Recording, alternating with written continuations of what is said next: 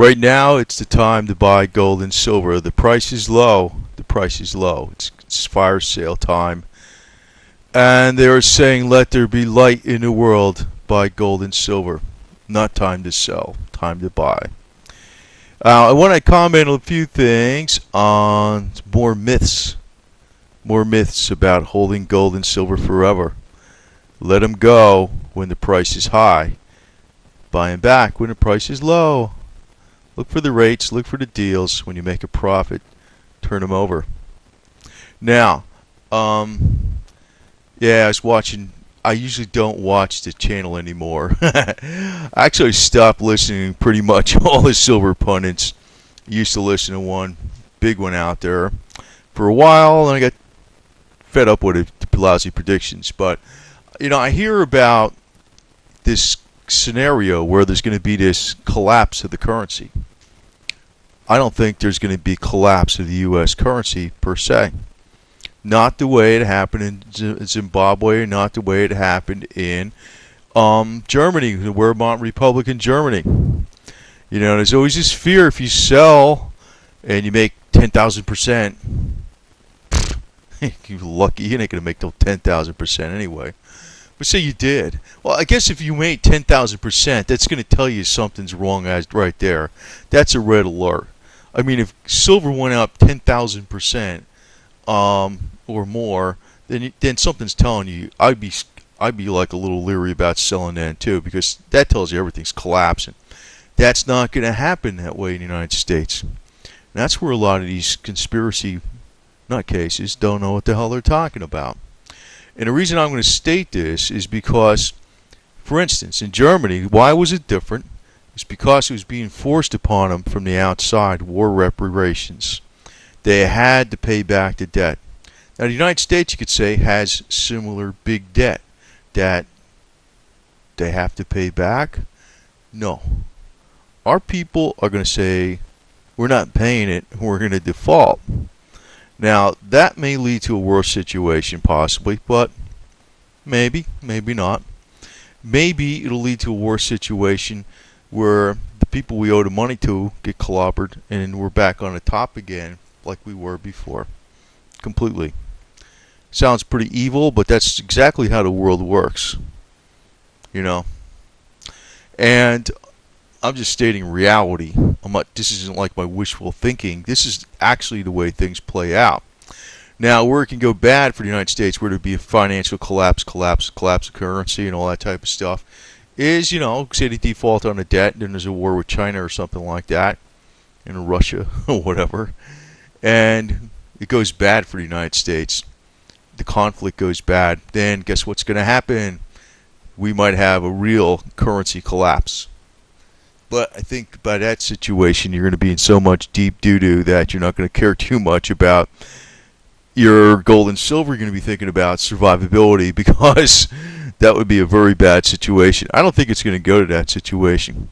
I get a feeling, though, that what they're doing, it's not a feeling, though. What they're doing is they're equalizing all nations. They're making them all interdependent upon each other. The dollar's not going to go away completely.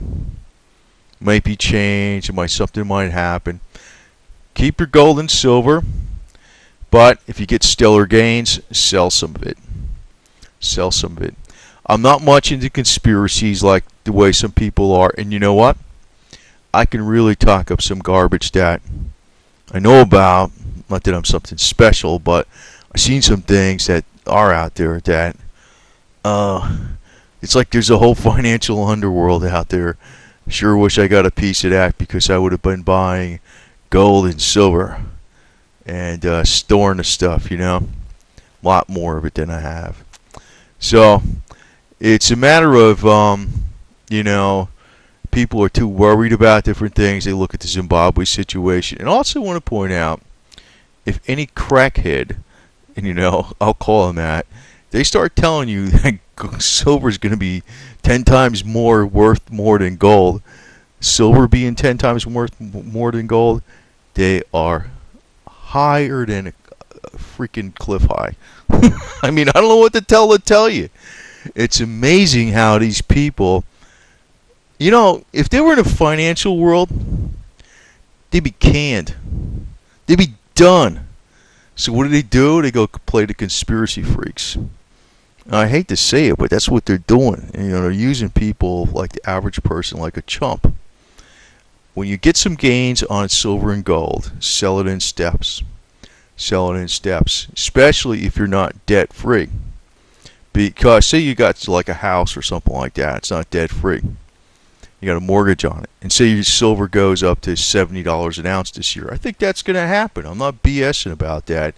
And the reason I say that's going to happen is because it went up really fast from 26 to 37 in 2 months flat, basically.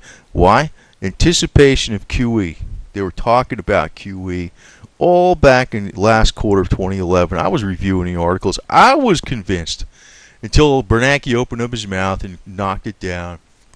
And then I was pretty much convinced of what Mark Farber said, gold about 1,500, maybe a little bit below. Except I couldn't hold the short position because I'm brainwashed too. I went long, but no leverage. So I'll wait. I'm not buying any more of this junk though. And I just want to state though that if you have debt and you say it goes up to $70-something an ounce this year for silver, get rid of some of it. Don't get rid of all of it. Get rid of some of it. Pay down your debt. Take a little cash buffer if you don't have a good enough cash buffer. Make sure you get food storage, stuff like that. That type of thing. And yes, having a cash buffer is definitely not stupid. You want to have a cash buffer. So, right now, gold and silver says, buy me, buy me, buy me. My rates are cheap. And then when the rates go high, you sell them off at a profit. That's the way the game goes. It's just fiat money, and fiat money still buys stuff. So just don't be afraid to part with the gold and silver at one point in time, and always hold some back. Keep the strings on.